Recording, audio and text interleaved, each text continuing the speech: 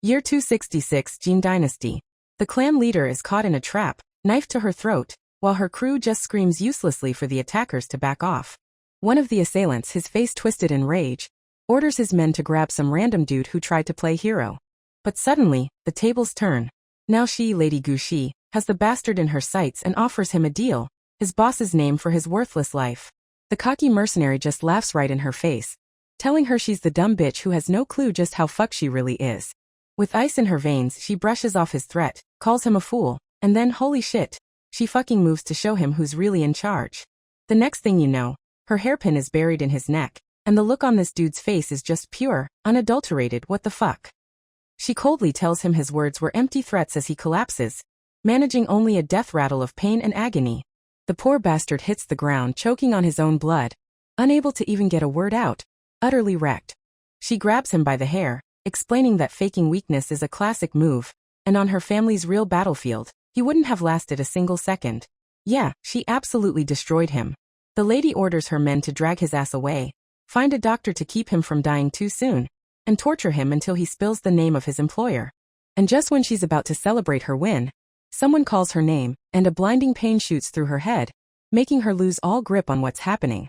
Her world literally shatters into pieces. She blacks out, and her people are in a full-blown panic, screaming for someone to get a healer now.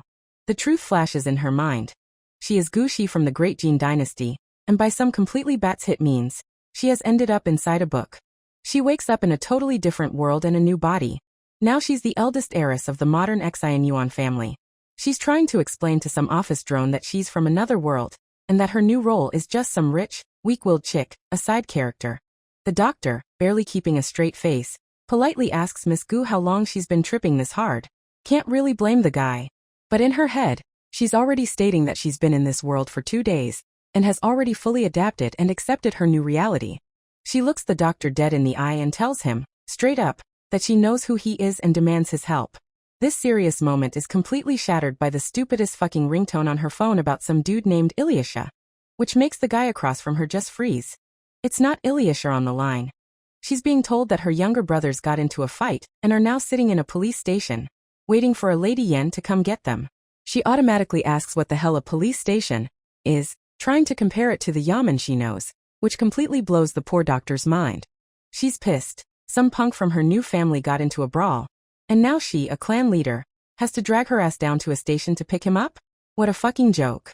The doctor, deciding his patient is a lost cause, turns around and says that based on her symptoms, he's just gonna write her a prescription for a week's worth of meds.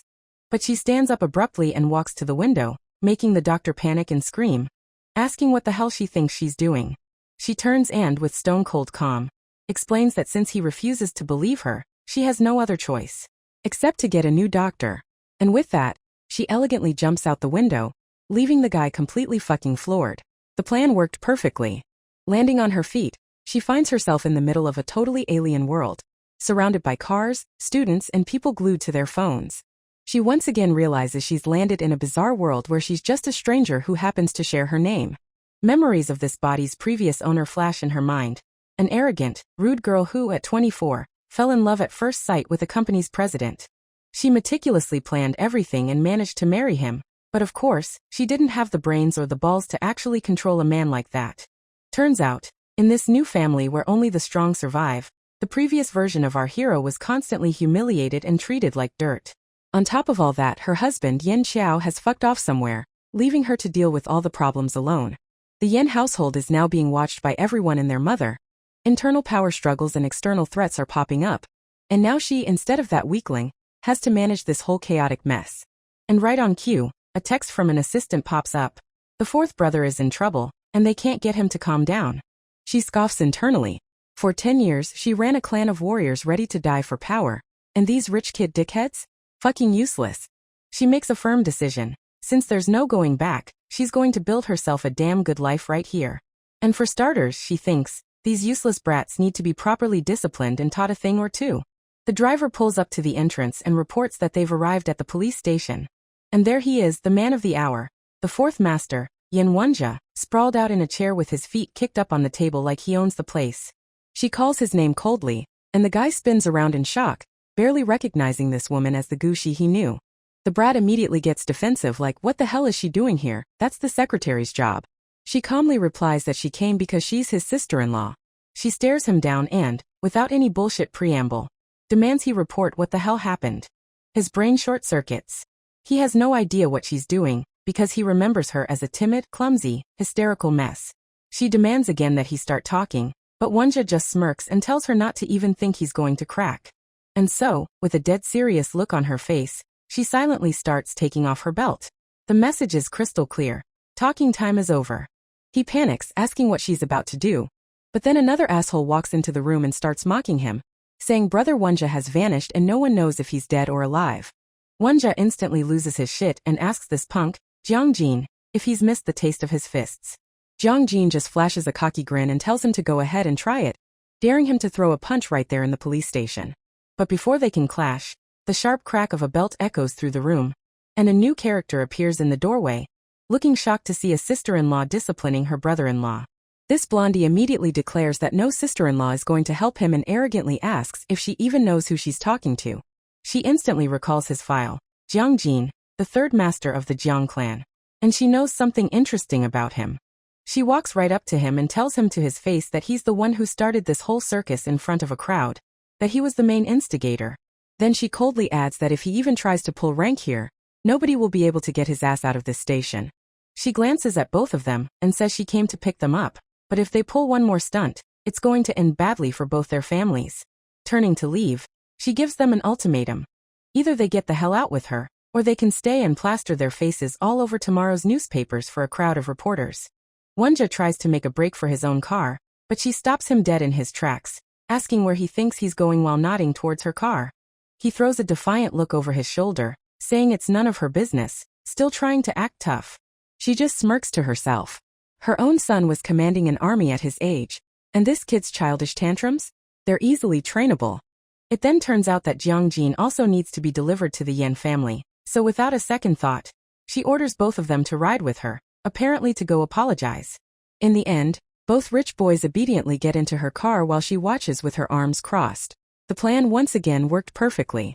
In the car, Wonja starts bitching about why she suddenly decided to apologize to the Jiang family, declaring he'll go with her just so she doesn't disgrace their name. With an icy smirk, she of course agrees and calmly tells the driver to get going. In the back, Wonja starts staring at her legs, but the other rich kid, Jiangjin, immediately calls him out, asking what he's gawking at. Suddenly, Wonja yells for the driver to stop and orders her, his sister-in-law, to move to the front seat. She turns slowly, and with a single death glare, wordlessly asks how the fuck he dares to talk to her like that. And just like that, the kid's entire tough guy act completely deflates. He instantly corrects himself and, with exaggerated politeness, asks his respected sister-in-law to please move to the front. Should have done that from the start. A squabble starts in the back seat. Jiangjin hassles Wonja about why they had to switch seats, to which Wonja just tells him to shut the hell up. The tension builds between these two peacocks, but she, sitting in the front, just watches the circus unfold in complete silence and calm. Finally, their car pulls up to the massive and ridiculously fancy Yen family mansion. Two cheerful maids immediately run out of the house, eager to welcome their beloved fourth master. But before they can even get inside, a maid rushes up to her to report that a certain Miss Zhang is already waiting. Some chick walks up to her with a bitchy smirk, asking if Madame Yen was planning on hiding from her for the rest of her life. This actress grabs her by the hands and, with a flair for the dramatic, declares that even though she doesn't want to take her place, she's pregnant. Our hero instantly recognizes the name Jiang Meng.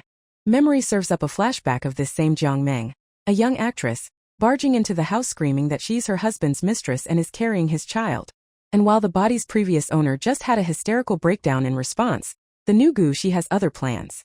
She coldly shoves the actress's hands away and cuts her off, saying she couldn't give less of a shit about her problems right now. She orders the girl to stand there and wait, then just turns and walks away, leaving the chick absolutely fucking stunned by her ballsiness. Meanwhile, one of the rich kids, Jiangjin, slides up to the actress with a slimy grin, saying he saw her in a lingerie ad and she's not half bad. But Our Lady, from the top of the stairs, cuts the flirting short and sternly orders both morons to keep up. Jiangjin, lounging on the railing like a big shot, declares that if Wonja and his sister-in-law apologize properly, he might just forgive them. He continues his pompous monologue, but he's cut off by the sudden, sharp crack of a belt. She calmly states that since the Jiang family clearly didn't teach their brat any manners, She'll have to give him a lesson in politeness today. The guy just freezes up, a look of pure disbelieving, what the fuck on his face, unable to process that this woman actually dared to hit him. He immediately tries to play the "do you know who my brother is" card, but her expression remains like stone. Before he can even recover, she grabs him by the hair and just starts wailing on him with the belt, making him scream for her to stop because it fucking hurts. Watching this beatdown, it finally dawns on Wonja that she didn't drag this rich prick here to apologize at all, but to give him a proper ass-kicking. Pushed to the edge, Jiang Jin snarls that she forced his hand, and for the first time in his life he's going to hit a woman. He lunges at her with his fists flying, but with ice-cold composure, she stops his punch with one fucking hand. Yeah, what an idiot. And in the next second, she's already twisting his arm so hard he's screaming in pain, begging Madame Yin not to hit him or he'll end up in the hospital. The guy does a complete 180 and starts groveling, begging Sister Gu, this sister-in-law, that, asking what he's even supposed to call her. She hisses threateningly in his ear that if he ever dares to raise a hand to her again, then, and he meekly finishes for her, guessing that she'll snitch to the head of his family. He's completely broken now, screaming in a panic that he'll apologize, he'll beg for forgiveness, just as long as she lets him go. She releases his arm, and he, rubbing the bruised spot, obediently drops to his knees, ready for humiliation. But then he looks up at her, confused, and with genuine bewilderment asks what, exactly, he's supposed to be apologizing for. She raises the belt again, and he screams in terror that he's not refusing, he just doesn't know how to apologize and begs her to help him. What a fucking clown. She calmly advises him to think long and hard about all the shit he's said today. After a moment of thought, he bows low and says he shouldn't have insulted her and Mr. Yen, and that he won't do it again. Wonja watches with his jaw on the floor as this arrogant rich kid stands there in a humiliated bow, completely crushed by her will. And for the finishing touch as she walks away, she casually throws out that Jiang Jin should apologize to Wonja too. Masterclass in discipline. Complete. Our hero is just looking at everyone with a huh on his face, having absolutely no clue what is going on. Meanwhile, the blondie is whining to his lady that he was the one in the fight, so why the hell should he have to apologize? But her patience has run out. Tapping the belt, she informs him in an icy tone that she's not going to wait. The threat works perfectly. The blondie immediately offers a humiliated apology to the fourth Master Yen, promising to keep his mouth shut from now on. Our guy, however, couldn't care less about the apology and just turns away with a sour look on his face. After getting a short yeah, the blondie sighs in relief, happily asking if he's free to go now. The kid silently watches the limping asshole hobble away down the stairs. And then it hits him. Did this woman just stand up for him? The situation feels a little, actually, extremely weird, as he watches her calmly inspecting the belt in her hands. Then out of nowhere, Gushi whips him with the belt, and the kid screams in shock. What the fuck are you doing? She coldly explains that she punished that other asshole for disrespecting him, but she's hitting him to teach him how to be a master of the family. She keeps laying into him, declaring that he disgraced the Yen family when he chose the lowest possible way to solve a problem, a fist fight. And for the final blow, she adds that not only did he get into a fight, he managed to lose to a total nobody. The kid is so stunned by her audacity that he's speechless, seething with rage, only managing to choke out a single "You." Gushi just drops the belt and walks away, and he, completely fucking baffled, asks if she's not going to hit him anymore. She stops and explains her logic. With outsiders, you have to be brutal so they fear you. With your own, you're softer, because they're part of the family. Those words, part of the family, echo in his head, and he freezes on the spot, stunned by her statement. Walking up the stairs, she doesn't even look back, just throws an order to the staff to get him a doctor. This whole scene plays out in front of the servants, and one of the maids stammers in fear that she heard everything and will obey. The other guest, realizing this house is a total fucking madhouse, slaps on a fake smile and makes a run for it, claiming she suddenly feels sick.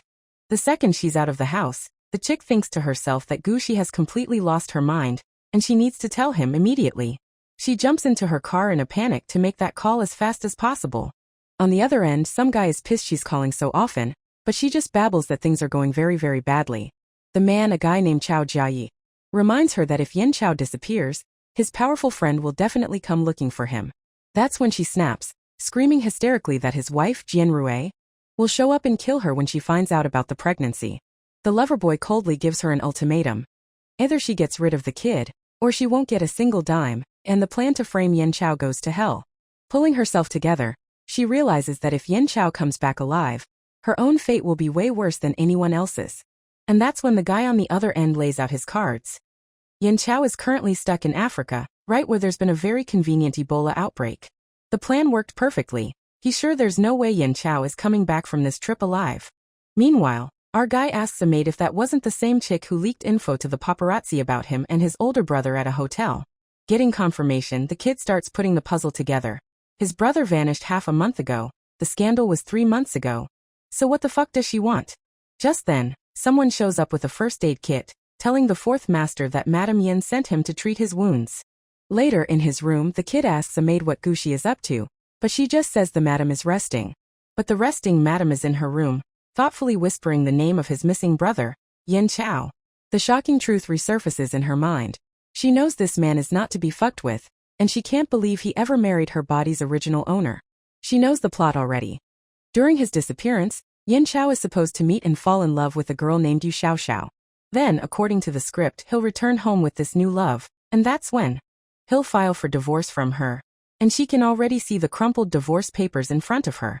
A sudden crash from downstairs rips her out of these grim visions of the future.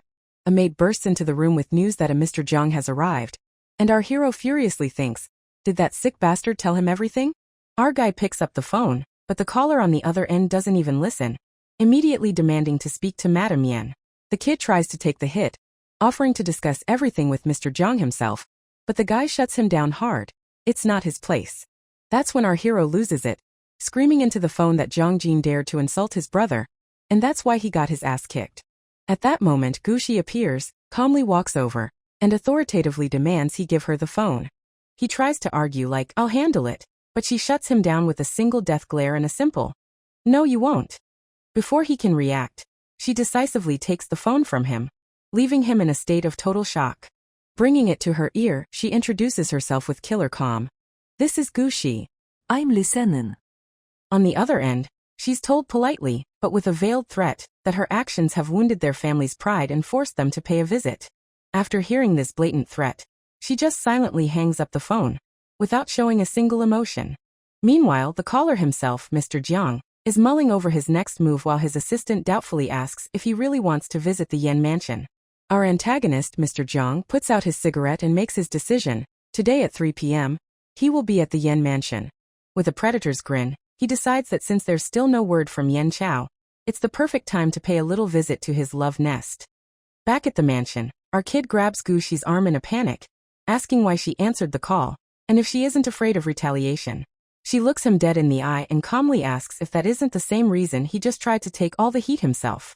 She notes to herself that her lessons weren't a total waste, since he's finally showing some desire to protect the family. But this kind of shit is way out of a kid's league. The kid gets flustered at being called a child and mutters awkwardly that he's actually over 20. She completely ignores his protest and, turning away like nothing happened, asks if he's had breakfast. At the table, she continues her lecture, explaining that you always have to think about the consequences before you raise a hand to someone. He can't take it anymore and asks if she even understands what a visit from the head of the Jiang family means, but she just calmly replies that the guy probably just needs to clear something up. But the kid won't let it go, worrying that Jiang will use his brother's absence to drag their family's reputation through the mud. She keeps trying to calm him down, saying that while his brother is smart, he's not all powerful, and other people run the business, so nothing's going to fall apart. She's sure his brother understood all the risks before he disappeared, and must have planned for everything. Therefore, she finishes, it's not something they need to be worrying about right now. And right on cue, with a sly smile, she announces that their guest, Zhang Er, has just arrived. When the maid announces the guest's arrival, she's nonchalantly eating a strawberry and lazily asks for more. Zhang Er and his assistant walk into the living room, and from the doorway, he coldly greets Madame Yan. Without even flinching, she asks him straight up if he really dragged his ass all the way over here to talk about Zhang Jin getting beat up.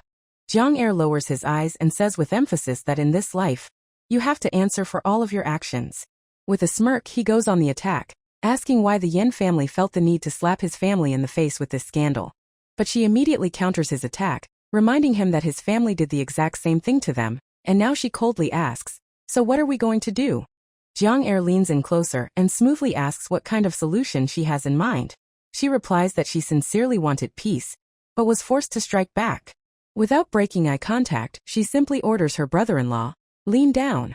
She makes a show of gently touching the bruise on his face, a calculated move to broadcast her concern to everyone in the room. Looking right at Jiang, she declares that this wound is his brother's handiwork, and asks how he dares to allow her family to be treated this way. Jiang tries to write it off as kids being kids, but our guy boldly suggests he hit him back if he's so unhappy about it. Gushi then throws a direct challenge at Jiang, telling him to take his anger out on her and hit her right now. The plan works perfectly. He backs down, saying he doesn't hit women, and since his own relative was at fault, he'll let it slide. But just as he's about to leave, she stops him with an icy, "That's it?" asking if he really thinks he can just waltz in and out of her house without consequence. He turns back with a new smirk, curiously asking what exactly Madame Yen is trying to say. And then she just yanks him forward by the collar, pulling him in close, while his assistant screams in horror. "What the fuck are you doing?" She lets him go but holds his cufflink in her hand, declaring it's the entrance fee, since he came to apologize for his brother. Jiang, clearly flustered, clears his throat and says that since the misunderstanding is resolved, he'll be going, but she stops him again. She just turns to a maid and, as if nothing happened, orders her to pack up a box of strawberries. Handing him the gift, she says with a smile that he shouldn't leave empty-handed, and then coldly says goodbye. Back in the car, Jiang's assistant reports to his boss that Madame Yen is nothing like the rumors say. She's smart and unbelievably ballsy. An image flashes through his mind of him, as if mesmerized, taking the strawberry directly from her hand. He touches his lips, thinking about how sweet she is, and it's crystal clear at this point. The dude is completely hooked. The scene cuts abruptly, and we're transported to the set of a movie called The Spy. One of the crew members reports to the director that 3 days ago, in the middle of a night shoot, someone just vanished. The director, a guy named Lee, panics and asks if he's still MIA, and gets the answer that they've looked everywhere but found nothing. Panic erupts on set, and the director hysterically screams at everyone, telling the entire crew to drop everything and go search for him immediately. He's shitting his pants, because if this kid from the Yen family isn't found, he's totally fucked. So he decides to make the panic call to Madame Yen. Meanwhile, back at the mansion, Gushi is reading peacefully, wondering if her brother-in-law has gone off to train. She tells a maid the lunch was delicious and orders her to send the same meal to Yen Wenba via a driver. The maid, though confused by the weird order to send food out, obediently goes to do it. Suddenly, the phone rings, and the person on the other end reports that an actor named Yuan Wenjia has disappeared from their set. Gushi has no fucking clue who they're talking about and coldly asks just who the hell that is. The caller stammers in shock, asking if she really doesn't know. It's Yen Wenjian, the second younger brother of her husband, Yen Chao. Turns out, this guy is the Yen family's secret celebrity, a famous artist who became popular under a stage name. While the person on the other end is frantically yelling hello, she silently hangs up the phone to process this new problem. With a dark and determined look, she orders a car to be prepped immediately. At the same time, miles away from the film set, some guy was standing on the edge of a cliff. He was ready to end it all, mentally saying goodbye to this cruel world. With a completely calm face, he stepped into the icy water, disappearing beneath the waves. Flashback to just 3 hours earlier. A limo rolls up on the street that makes everyone lose their fucking minds. It's Yen Chao's ride. The girls in the crowd immediately start guessing he might be there to pick up their sister Jiang. However, it's not a man who steps out of the car, but a stunningly beautiful woman in a red dress. She scans the film set with an air of authority and immediately asks where the director is. Whispers instantly spread through the crowd as everyone recognizes her as Madame Yen, his wife. Some girl tries to talk to her, but Madame Yen walks right past without even a glance. Director Lee immediately rushes up to her, introducing Yuan Wenjia's agent, who also tries to get a word in. But she cuts him off and coldly orders her security to take the tablet from the agent, because they're leaving. The girls on set are shocked by her audacity. She just arrived and she's already running the whole show. The poor bastard agent is shoved into the limo without another word, sandwiched between two huge guys in black suits. A security guard tries to explain that to find the master, they need approval from her husband's secretary, but she shuts him down hard. He's floored by her response, but she just casually announces that they'll just call the cops. Her decision leaves the guard completely stunned. He never expected her to get the police involved. And while they're sorting that out, the story cuts back to our guy on the cliff, who is saying his final goodbyes to the world. He slowly sinks deeper and deeper, his body going limp as it descends to the bottom. But just when it seemed like the end, his eyes suddenly snap open underwater. Clearly, something didn't go according to plan. He opens his eyes and sees her right in front of him. That same woman in red, swimming to his rescue. She pulls him to the surface, and as he coughs up water, He recognizes her in total shock as Yen Wenjian. But the second the guy gets a gulp of air, our savior of the year, without a moment's hesitation, shoves his head right back underwater. Finally making it to shore, he struggles to recover, coughing up water from his lungs for what feels like forever. A security guard immediately approaches her and, as she stares at the drenched guy, carefully drapes a cloak over her shoulders. She thanks her assistant, and at that moment, the guy can't believe his eyes. He recognizes her as Gu Shi. After pulling himself together, he finally throws a direct accusation at her, saying she almost drowned him. But she just gives him a vicious smirk and replies that she was just giving him a little help fulfilling his own wish. Just then, the agent shows up and explains with a little smile that there was a net at the bottom for an extreme reality show they were filming. Gu Shi looks him dead in the eye and asks point blank, so in other words, is he looking for a death wish? She gives them a harsh warning that if something like this happens again, she'll do something to all of them, causing the men to stammer and panic about peaceful negotiations. The agent cuts through the bullshit and orders someone to tell the film crew that their missing actor has finally been found. Then she turns to the soaked guy and sarcastically suggests he get in the car. Or is he waiting for a special invitation? He just keeps standing there silently, so she sarcastically asks if maybe he's not done with his little drama scene yet. The whole crew rolls back up to the film set, where they're met by a bewildered crowd that has no idea what's going on. The kid, now wrapped in her cloak, nonchalantly says it's no big deal. He just fell in the water.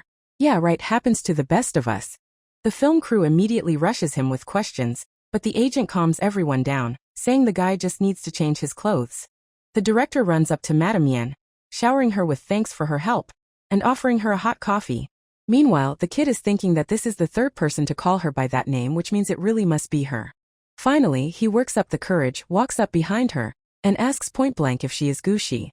She gives him a cold stare and cuts him off, saying he's supposed to call her sister-in-law.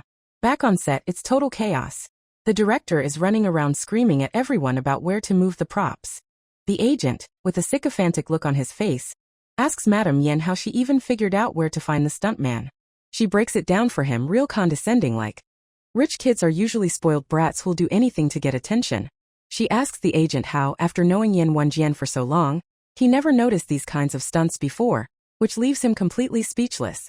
Suddenly, she gets a call from some guy named Yen Wenba who asks in surprise if she's the one who sent him food.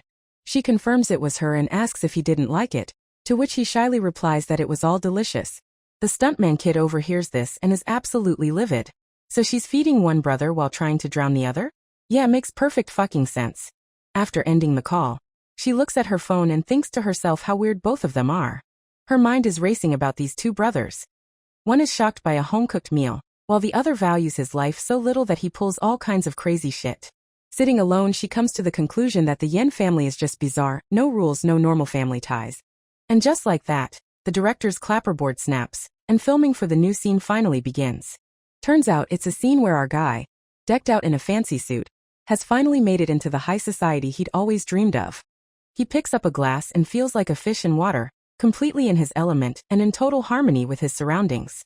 The guy thinks that his old self will die today, and he, like a phoenix, will finally rise from the ashes.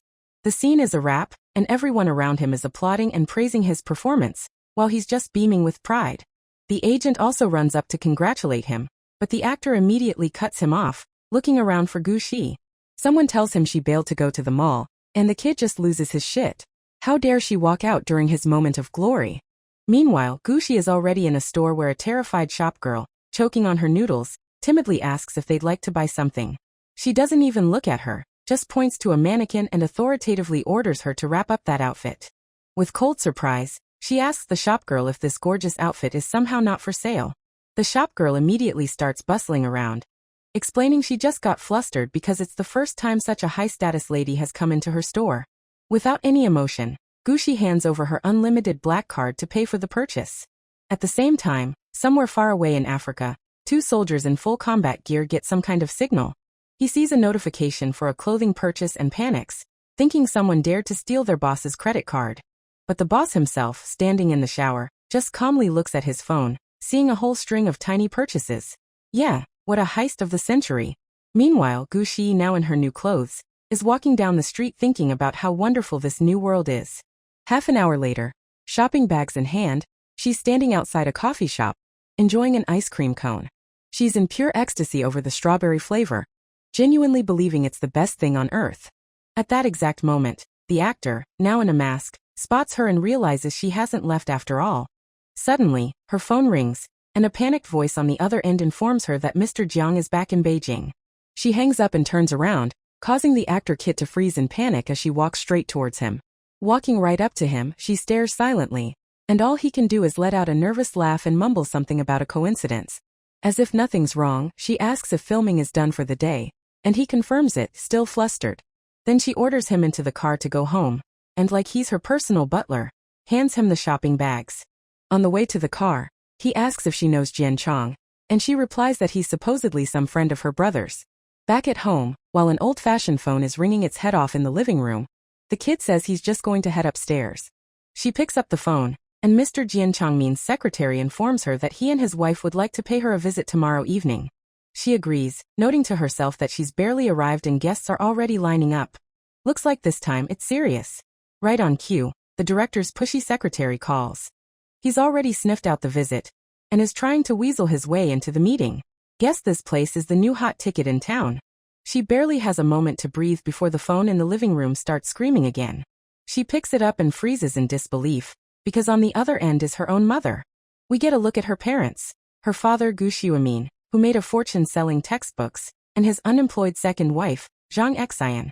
To these two, their own daughter is just a puppet, a tool to get rich and climb the social ladder. Talk about parent of the year material. Her mother starts off indirectly, saying her father is worried about tomorrow's visit, and is afraid she won't be able to handle it.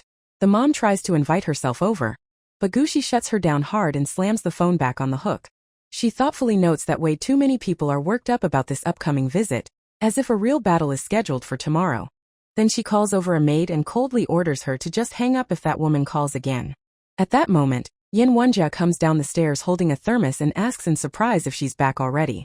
Noticing her mood and the general atmosphere, he asks with concern if something happened at home. She says everything's fine and immediately asks if he ate everything, to which he shyly admits he didn't. So she calmly says that next time she'll just ask the chef to make a smaller portion. Just then, his actor brother walks up to them and asks suspiciously if she's the one who gave him the thermos. The other brother confirms it, and the actor starts getting snarky, asking if she's decided to suck up to every family member now, and isn't it a little late for that? But Yin Wenba just shrugs and suggests that maybe she just felt like it. This pisses the actor off, and he tries to get through to his brother, asking if he seriously can't see that something is wrong with her. Furious, he storms off to his room, unable to understand how Gushi could have bought his brother off so easily and cheaply. He tries to distract himself, but he can't shake the nagging thought that she calls one husband Mr. Handsome. Sounds like someone is seriously jealous. In complete despair, he collapses onto the couch, unable to believe that it's all really over for him now. He's pissed at himself, feeling worthless, but then it hits him that she not only saved him but also saved him from a bunch of gossip behind his back. The kid just sits there stewing, thinking that even at home all the attention goes to some Yen Wenba and not him. This single thought makes him jump up in a rage, and he screams a name into the void. Gushi. Gushi, who was just chilling with a face mask on, practically jumps out of her skin at the scream, wondering if that was for her. Meanwhile, at a train station, some guy with a suitcase is clearly waiting for someone, standing apart from the crowd. And finally, his niece and nephew meet him, happily telling their uncle to come on.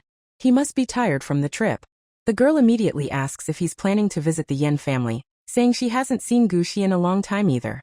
Jian Chongmin coldly replies that it's no surprise, since she's always been a total wallflower. And at the gates of the mansion, a scene is already unfolding. Some people are yelling that they're Madame Yan's parents, but security won't let them in on her orders. A maid panics and reports this to the lady of the house, but she doesn't even blink. Let him wait, she says. We'll see how long they last. Now that's some ice-cold nerve. And right at that moment, Yin Xiao's secretary pulls up to the gate, surprised to see them standing outside at all. The dad starts whining to the secretary that he has no fucking clue what's going on. His daughter's not answering, and the staff at the gate are being total dicks and won't let them in. The secretary, with a slick little smile, suggests they wait outside while he goes in and quickly checks out what's what. This response makes the dad panic and bang on the car window, screaming for Secretary Chun to let them in because they urgently need to get inside too. But he completely ignores him, calmly walks into the house, and asks a maid right at the door where he can find Madame Yen. Hearing that she's upstairs reading a book, he declares with a smug grin that he'll just go right up to her then. and as he's walking, his mind is just running with snarky little thoughts, like she's probably reading some trashy book on how to bag a rich dude or squeeze him for all he's worth. He walks in on Madame Yen and reports that he's here because of Mr. Zhang's visit, then asks if she has any special instructions. Then, adjusting his glasses, he adds with some real pressure that he sincerely hopes Madame won't be running her mouth. You know, just a subtle hint. But Madame Yen just looks up from her book for a split second and, without even blinking, drops a single, completely calm word. Fine. The secretary just freezes up at that. He can't fucking believe it. Did she not even get pissed? Did she just agree just like that? Before the secretary can even process her answer, a maid bursts into the room and announces that Madame Jianrui has arrived. Madame Yen, not even looking up from her book, calmly asks the secretary how this Jianrui is even related to their guest, Jian Changmin. With a little smile, he explains that she's his niece, to which the lady of the house just gives a short, "Got it." The secretary, seeing her total and complete indifference, asks with a sneer if she's not planning on getting up to greet her guest. But she shuts him down immediately, declaring that since her husband's not here, she's the one in charge. So why the hell should she jump up in her own damn house? Yeah, she fucking owned him right there. The guy practically choked on his own surprise, muttering under his breath, "So that's how it's gonna be now?" He's in total shock, unable to figure out what the fuck happened to her that she suddenly understands the finer points of the pecking order. And just then, the infamous Jianrui walks into the room and addresses the lady of the house with an icy Madame Yen. The scene immediately flashes to some kind of battle where this chick is telling Gu Shi that she's ugly, and that she could wreck her with one finger. But Gu Shi, decked out in a red battle dress with her sword at the ready, just coldly replies, "Enough talk. Let's get down to business." The scene snaps back to the present, where Madame Yen, cool as a cucumber, offers the rude guest a seat and asks if she wants tea or coffee. The girl spots the secretary and, with a bitchy little smile, says, "Well, what a coincidence. Since her uncle was just hoping to see Yen Chao's secretary." Secretary Chen, adjusting his glasses, replies with ice-cold sarcasm that yes, it is indeed a truly unbelievable coincidence. Jianrui decides to change the subject and gives the hostess a canned compliment, noting how wonderful she looks. And we're right back in their imaginary deathmatch, where Jianrui is convinced that Gu Shi is too much of a coward to fight, since she had to call the secretary for backup. In reality, though, Madame Yen is completely ignoring her jabs, while the secretary is trying to figure out, is she genuinely not getting it, or is she just fucking with them? But the lady of the house just keeps on her own track, talking about how great her breakfast was, and especially praising the local strawberries. After which, with the face of an angel, she pushes the plate of berries right up to the stunned guest and suggests she try one. Jianrui is completely bewildered but manages a strained smile and a thank you, while her mind is racing, trying to figure out why the hell she's suddenly being so friendly. And then Madame Yen turns to the secretary and tells him point-blank that it's high time he got back to the office. An epic get the fuck out.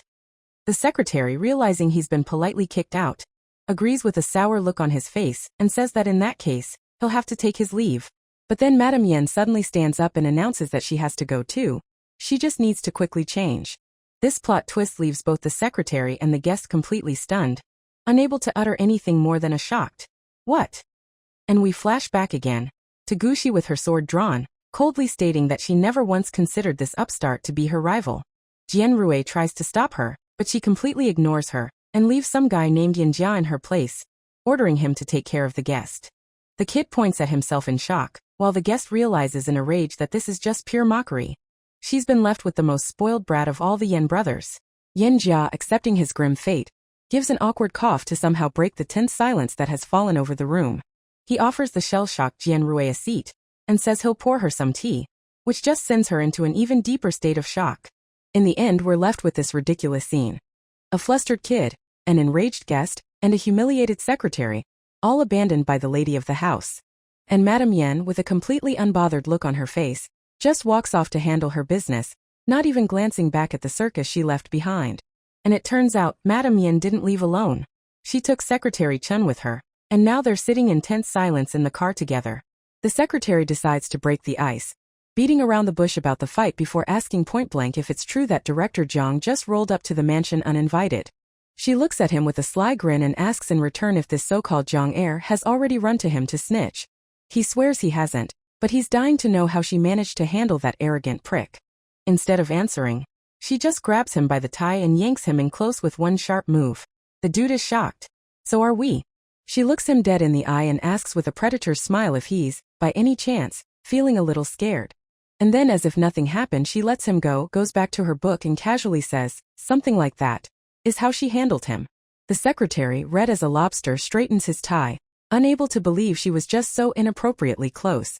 He concludes that Gushi is so damn captivating that few could resist her charms, so now the other guy's reaction is no surprise.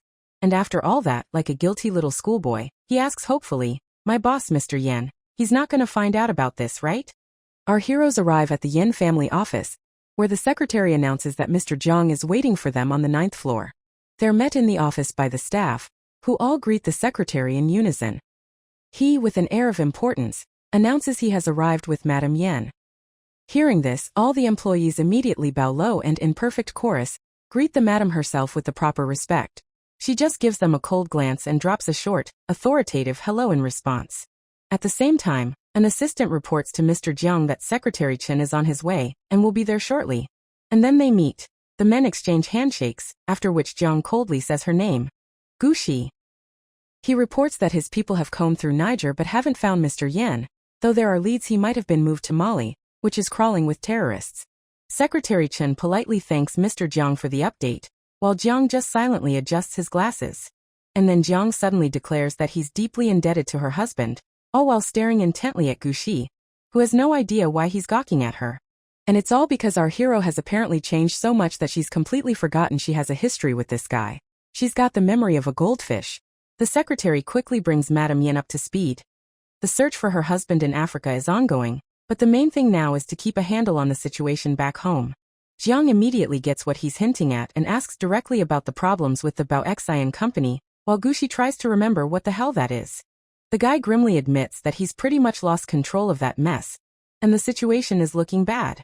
Secretary Chen explains that it's not so much about the financial losses as it is about the risks, and it would be great to offload some of the problems onto other major companies.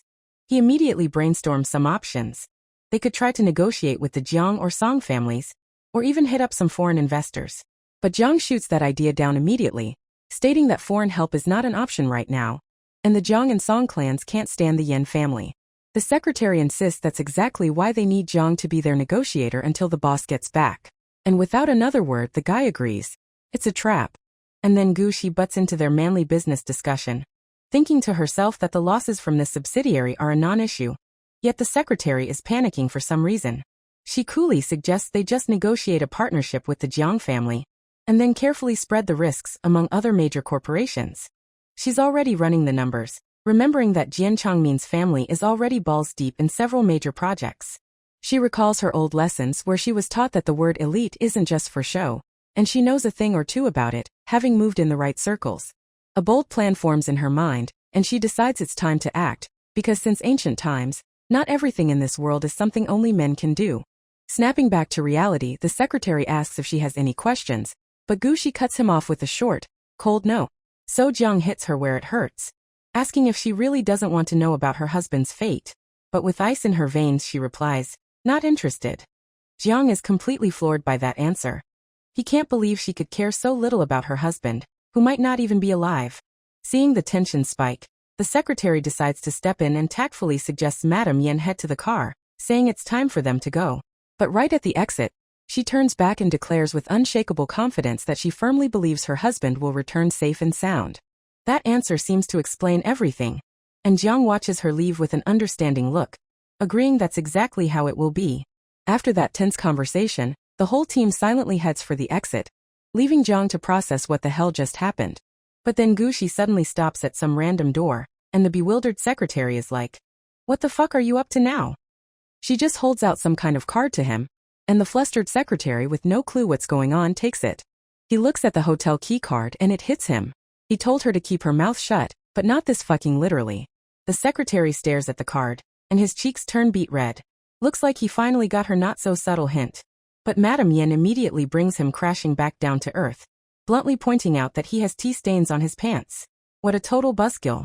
And watching this whole scene from a distance is Jiang, who's in complete and utter confusion, trying to figure out what the hell the relationship is between Gushi and her secretary. Well, what do you know, there's a new addition to Madame Yan's harem. Mr. Jiang has now officially been added to her collection of boys. And while our hero gets comfortable and silently watches everyone, someone is already quietly spending her money at a stationery store.